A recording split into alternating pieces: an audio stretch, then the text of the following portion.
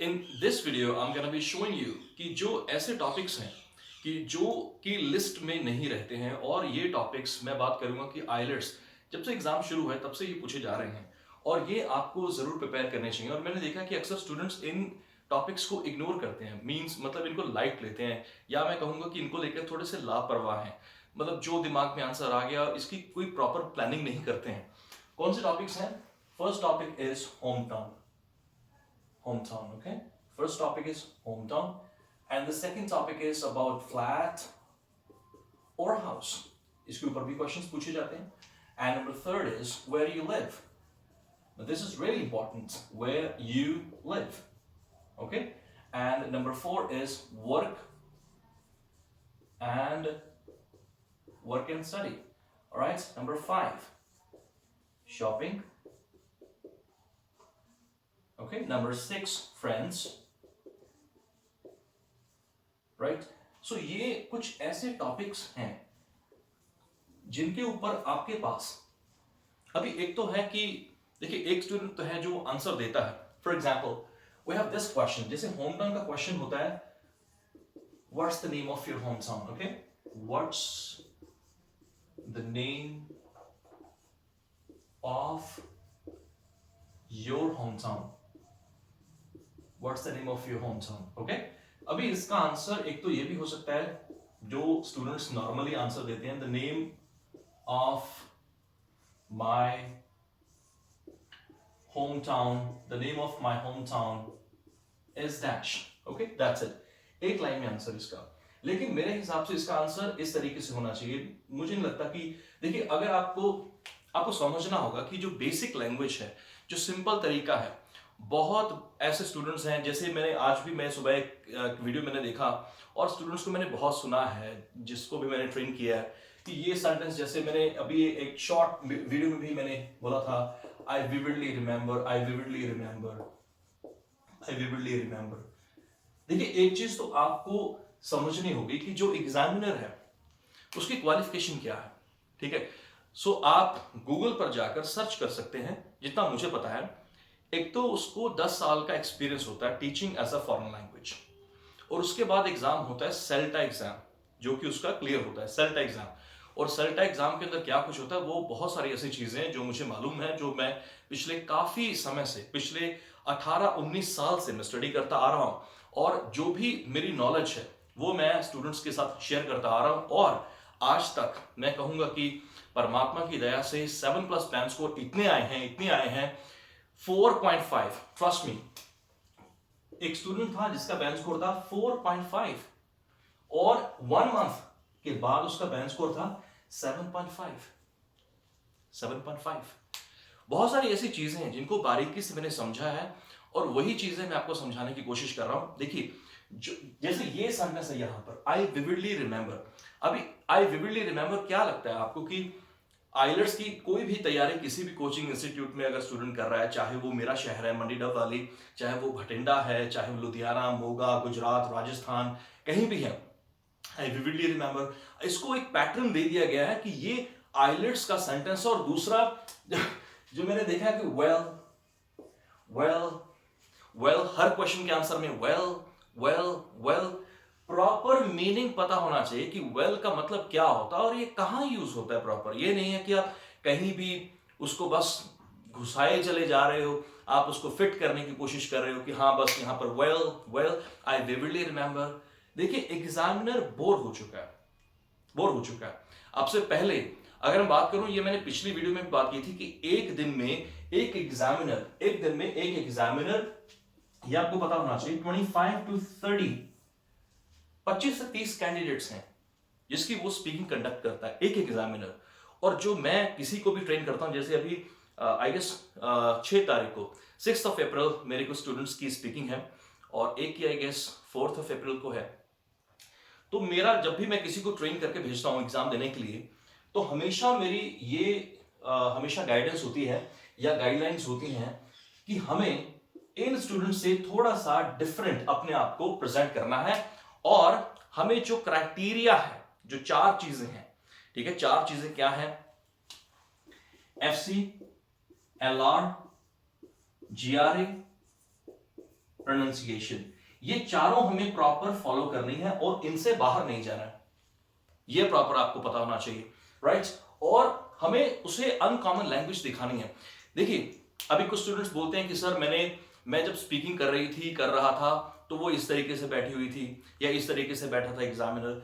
अगर आप इस तरीके की पुरानी लैंग्वेज यूज करेंगे उसके सामने, आई विविडली रिमेंबर, या फिर the name of my home town is this, तो क्या वो इस तरीके से रिएक्ट करेगा, wow this is the first time I heard, I vividly remember, wow great? नहीं, ऐसा नहीं होगा।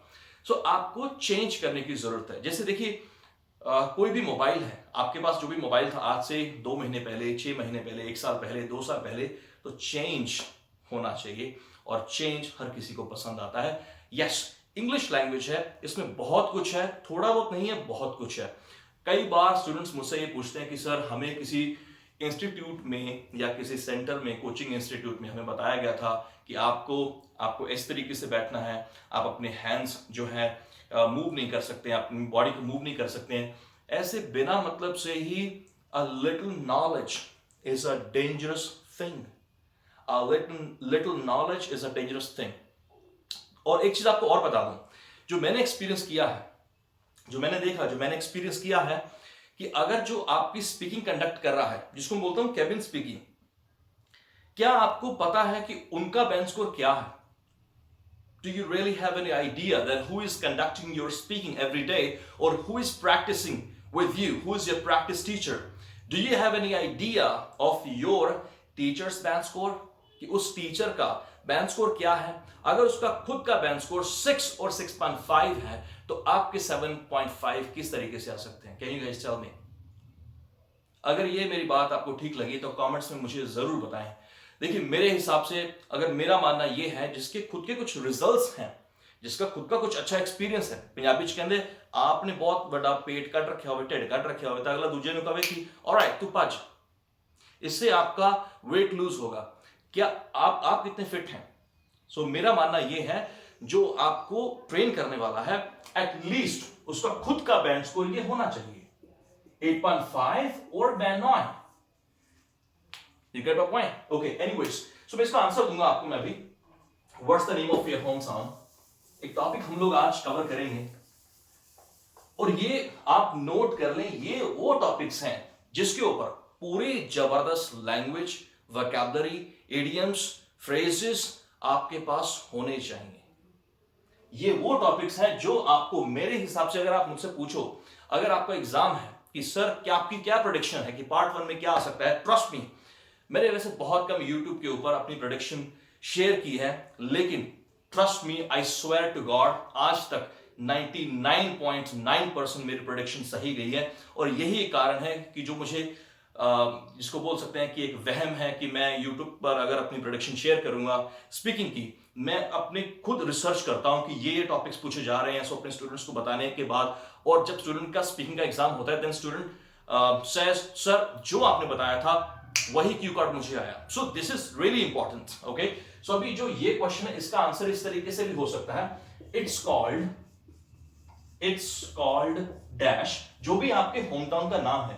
और एक चीज आपको बता दूं, अगर आप गांव से हैं, जैसे गांव, अगर आपका गांव पंजाब के अंदर है, तो पंजाब में कुछ ऐसे टिपिकल नाम है, कुछ ऐसे नेम्स हैं कि जो ट्रिकी हैं, जो डिफिकल्ट हैं, जो प्रोनाउंस करने में। और मान के चलिए कि अगर आपका एग्जामिनर जो है, अगर मान के चलिए मेरी मदर टंग पंजाबी है और मेरे सामने अगर कैंडिडेट साउथ से है और वो अगर मुझे इस तरीके से बोले कि आई कम फ्रॉम मडगप्पसल कलमई, लेट्स से कुछ इस तरीके का कुछ नाम हो, और मुझे क्लियरली समझ में ना आए, तो मुझे लेना देना नहीं है कि वो कैंडिडेट, आइलेट्स कैंडिडेट कहां से है, कहां से नहीं है। लेकिन अगर मुझे समझ में नहीं आएगा,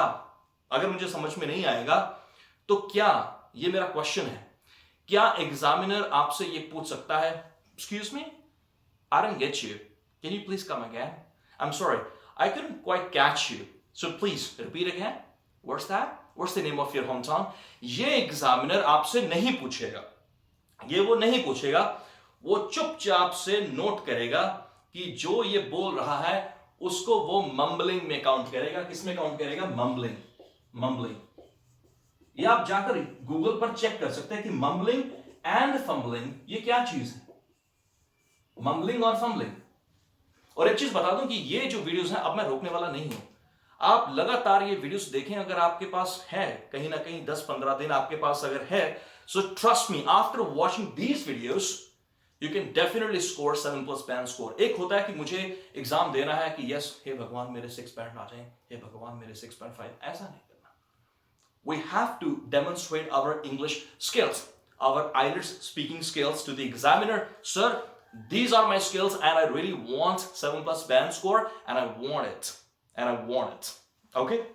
So it's called, so mumbling का मेरे कहने का मतलब ये है कि जो चीज क्लियर ना हो, जो चीज एग्जामिनर को अगर समझ में नहीं आएगी तो वो ये आपसे नहीं पूछेगा आई एम सॉरी, क्या आप दोबारा बोल सकते हैं? कमेंट्स में मुझे जरूर बताएं कि क्या ये क्वेश्चन आपके दिमाग में आया था। ये बहुत बड़ा क्वेश्चन है और जब स्टूडेंट को लगता है कि मैं तो अपनी इंग्लिश बोल रहा हूं, चाहे एग्जामिनर को समझ में आए चाहे ना आए, ये कुछ इस तरीके की चीज है कि अगर आपने आइलट्स राइटिंग में कुछ लिखा, राइटिंग के भी वीडियोस में बहुत जल्द करने वाला हूं, अगर आपने राइटिंग में कुछ लिखा और एग्जामिनर को कुछ समझ में नहीं आया, लेट्स से कि आपकी हैंडराइटिंग, जो आपकी हैंडराइटिंग है इज नॉट लेजिबल, सो क्या ऐसा होगा कि examiner will call you and will ask you, okay hey excuse me, I was actually just checking your, or I was just marking your IELTS writing task too, and I'm not actually sure what you have written over there, so please let me know that. What's that?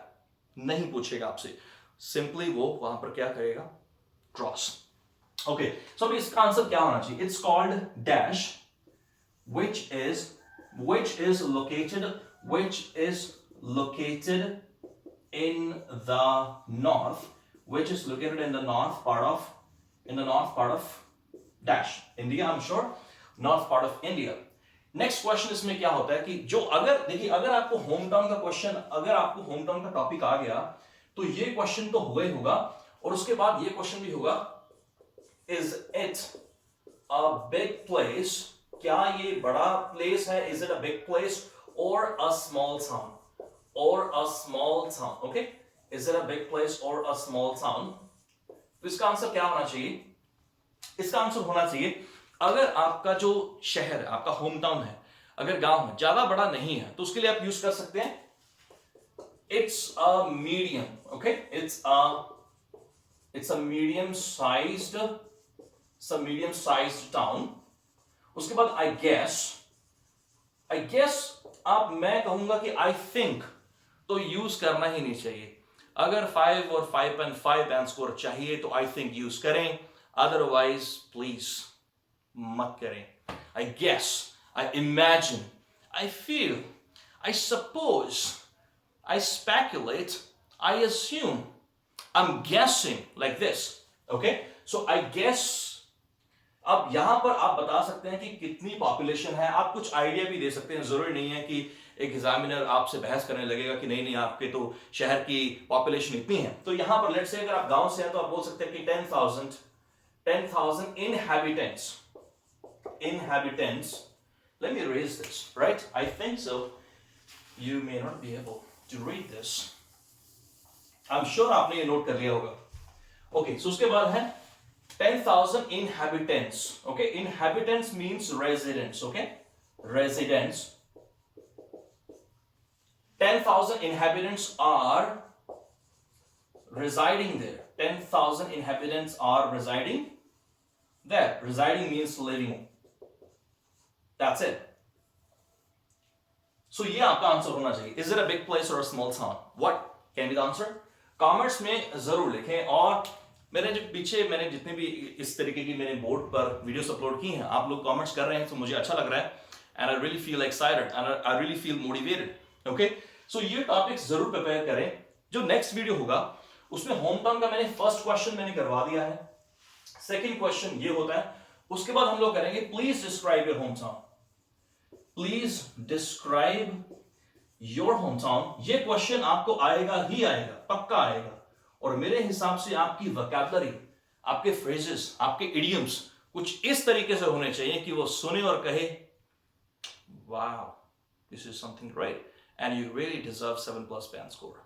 आज का video कैसा लगा please comments में जरूर बताएं, ताकि मैं और वीडियोस आपके लिए बनाऊं इस तरीके से। अगर आपको मेरा कंटेंट अगर आपको मेरा वे ऑफ टीचिंग अच्छा लगता है, so at the end of the video all I ask you to leave a like जरूर करें इस वीडियो को, प्लीज लाइक जरूर करें अगर आपको पसंद आया। और कमेंट करके जरूर बताएं कि आज का वीडियो कैसा है। और नेक्स्ट होम टाउन के ऊपर जितने भी क्वेश्चंस होंगे उसके बाद ये एक एक करके मैं कंप्लीट करूंगा, सारे इनके क्या आंसर हो सकते हैं, क्या क्वेश्चंस हो सकते हैं, आप उनको नोट कर सकते हैं। और प्लीज लाइक करें, एक बार फिर से कहूंगा, और आप अपने फ्रेंड्स से बोल सकते हैं कि वो भी मेरे चैनल को सब्सक्राइब करें, so I can make more videos for you guys. Thanks, take care, bye bye.